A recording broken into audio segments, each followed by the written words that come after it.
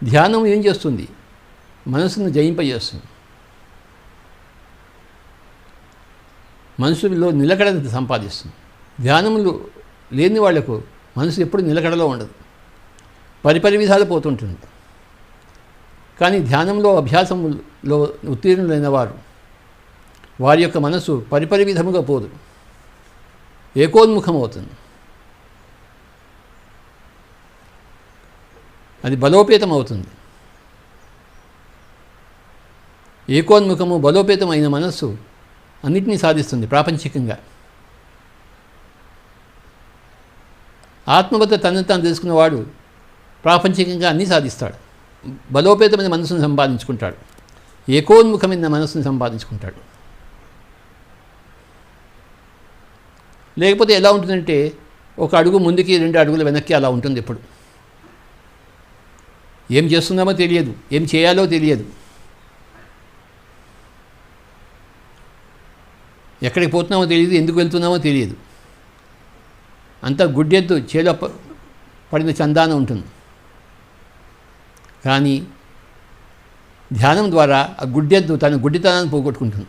ఏ చేలోనూ పడద గుడ్డెద్దు, ఎందుకంటే గుడ్డితనాన్ని పోగొట్టుకుంది. ఇతరుల వల్ల తనకి హాని లేదు, తన వల్ల ఇతరులకు హాని ఉండదు. గుడ్డెద్దు చేలో పడితే ఆ చేలు చెడిపోతుంది, దానివల్ల తనకు కూడా చెడిపోతుంది. ప్రాపంచిక జీవితం కూడా అస్తవ్యస్తంగా ఉంటుంది. ఎక్కడైతే ధ్యానం లేదో, ఎక్కడైతే ఆధ్యాత్మికత లేదో ఆ ప్రాపంచిక జీవితం కూడా ఎందుకు పనికిరానిది అయిపోతుంది. అలెగ్జాండర్ చక్రవర్తి భారతదేశం అంతా కొల్లగొట్టిన తర్వాత తిరిగి వెళ్తూ ఉంటాడు తన రాజ్యానికి, గ్రీసు రాజ్యానికి. మధ్యలో పర్షియా రాజ్యంలో ఉంటాడు. ఇక్కడ ఏమైనా తెలుసుకోవాల్సిందయ్యా ఉందానా అని అడుగుతాడు అందరినీ. ఇక్కడ ఒక మనిషి ఉన్నాడు స్వామీజీ, అంతకన్నా ఇంకెవడు లేడు, ఆ మనిషే గొప్పవాడు. అయితే ఆ గొప్పవాడు నా దగ్గర తీసుకురండి అంటాడు అలెగ్జాండర్ చక్రవర్తి. ఆ మనిషి మీ దగ్గర రాడండి, మీరే కావాలంటే ఆయన దగ్గర వెళ్ళొచ్చు అంత.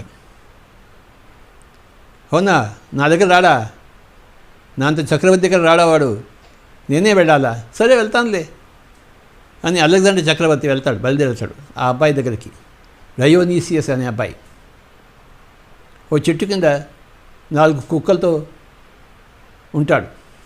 ఆ డయోనీసియస్ని కలిసి అలెగ్జాండర్ చక్రవర్తి, మహాచక్రవర్తి, ఎంతమందినో చంపాడు, లెక్కడంత రక్తపాతం చేయించాడు, రాజ్యాలు జయించాడు. ఒక మహాచక్రవర్తికి ఎగ్జాంపుల్ అలెగ్జాండర్. ఆ అలెగ్జాండర్ అడిగాడు డయోనిసియస్, నాయనా ఏం సాధించావు నాయనా నువ్వు, నీకోసం అందరూ చెప్తున్నారు ఇక్కడ, ఏమిటి నీ గొప్పతనం అని చెప్తాడు. అప్పుడు డయోనిసియస్ అంటాడు అలెగ్జాండర్తో, స్వామి నా గొప్పతనం ఏంటో తెలుసా, నేను ఎప్పుడూ ఆనందంగా ఉంటానంటాడు. నాకు ఆనందానికి కొరతే లేదంటాడు. నా కుక్కలు నాకు ఆనందాన్ని ఇస్తుంటాయి, ఈ చెట్టు నాకు ఆనందాన్ని ఇస్తుంటుంది, ఆ మేఘాలు నాకు ఆనందాన్ని ఇస్తుంటాయి, ఈ నేల నాకు ఆనందాన్ని ఇస్తుంటుంది, నా శరీరం నాకు ఆనందాన్ని ఇస్తుంటుంది, ఆ సూర్యుడు నాకు ఆనందాన్ని ఇస్తుంటాడు, ఆ చంద్రుడు నాకు, ఆ తారలు, ఆ నక్షత్రాలు, ఆ గాలి, చల్లటి గాలి నాకు ఆనందాన్ని ఇస్తుంటుంది. నా ఆనందానికి కొదువే లేదు నాయన, నేను బ్రహ్మాండమైన ఆనందంలో జీవిస్తున్నాను నాయన అంటాడు డయోనిసియస్ మరి అలెగ్జాండర్ చక్రవర్తితో. అప్పుడు డయోనిసియస్ ఇంకో ప్రశ్న అడుగుతాడు అలెగ్జాండర్కి, నాయన నువ్వు ఇన్ని రాజ్యాలు కొల్లగొట్టావు, నువ్వేం చేస్తావు? వీటన్నిటిని, ఈ ధన సముదాయాన్ని నేను తీసుకుని నా రాజ్యానికి వెళ్ళి నేను అక్కడ శేష జీవితాన్ని హాయిగా గడుపుతాను అన్నాడు.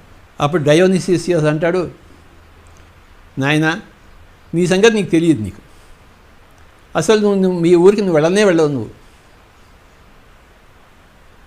నేను వెళ్ళకపోవడం ఏమిటి, అప్పుడే సగం దూరం వచ్చేసాను, ఇంకొక దూరంలో నేను మా రాజ్యానికి వెళ్ళిపోతాను, గ్రీస్ రాజ్యం. ఈ సంపాదించిన రాజ్యాలతో నేను హాయిగా జీవిస్తాను, నా జీవితం అంతా, శేష జీవితం అంతా ఎంతో హాయిగా నేను జీవిస్తాను అంటాడు. నువ్వు అక్కడికి పోలేవయ్యా అంటాడు ఆయన. వీడికేదో పిచ్చి పట్టిందని చెప్పేసి అలెగ్జాండర్ చక్రవర్తి వదిలిపెట్టేసి వెళ్తాడు. కొన్ని రోజులు పోయిన తర్వాత ఒక జబ్బు వస్తుంది అలెగ్జాండర్ చక్రవర్తికి. జబ్బు వచ్చేసి చావుకు దగ్గరగా తయారవుతాడు. చచ్చిపోతూ ఒక శవపేటికను తయారు చేస్తాడు. తన 2 చేతులను బయట పెట్టడానికి 2 రంధ్రాలు తయారు చేసి, నాయనా నేను చనిపోయినప్పుడు నా చేతులను ఈ రంధ్రాలతో ద్వారా బయటికి పెట్టండి, ఖాళీ చేతులతో వెళ్తున్నాడు పైలోకానికి అలెగ్జాండర్ చక్రవర్తి అని అందరికీ చెప్పండి నాయన. ఇదే నా జీవిత సందేశం అన్నాడు ఆయన. అంటే నా జీవితంలో నేను ఏమేమి చేయకూడదో అవన్నీ చేశాను, ఏమేమి చేయాలో అది ఒక్కటి కూడా చేయలేదు. అందరూ నాలాగా చవటలుగా ఉండకూడదు. ఇదే నా జీవిత సందేశము. నన్ను చూసి అందరూ నేర్చుకోండి, ఏం చేయకూడదో నేర్చుకోండి. ఈ డయోనిసిస్ దగ్గర ఏం చేయాలో నేర్చుకోండి అని ఎప్పుడు సంతోషంగా ఉన్నాడు ఆయన. ఏ వస్తువాహనాలు లేవు ఆయనకి, ఏ రాజ్యాలు కొల్లగొట్టలేదు. గాలి నీరు వెలుతురుతో బతికాడు ఆయన, సంతోషంగా బతికాడు. 4 కుక్కలతో బతికాడు, సంతోషంగా జీవించాడు. అందరూ అలా హాయిగా జీవించండి అని తన జీవిత సందేశంగా అలెగ్జాండర్ మహాచక్రవర్తి నిజంగానే ఒక మహాజ్ఞానిగా శరీరాన్ని వదిలిపెట్టేశాడు. కనీసం చనిపోయే ముందరైనా ప్రతి ఒక్కరు అలెగ్జాండర్ చక్రవర్తిలా కావాలి, మహాజ్ఞానిగా శరీరాన్ని వదిలిపెట్టేయాలి. అప్పుడు కొంతలో కొంతైనా సాధించినట్టు. అలా కాకుండా గౌతమ బుద్ధుడిలా జీవిస్తే, రమణ మహర్షిలా జీవిస్తే జీవితాంతం ఎంతో సాధించినట్టు లెక్క.